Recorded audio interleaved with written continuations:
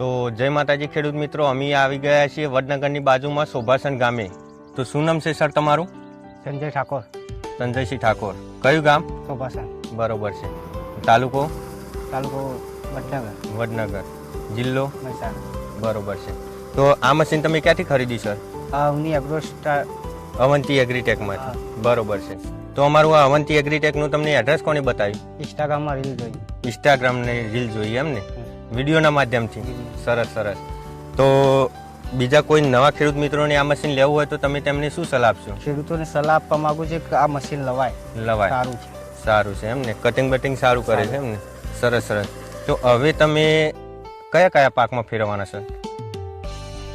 ગવાર, બાજરી, ઘઉં, બરોબર. રાયડો. સરસ સરસ.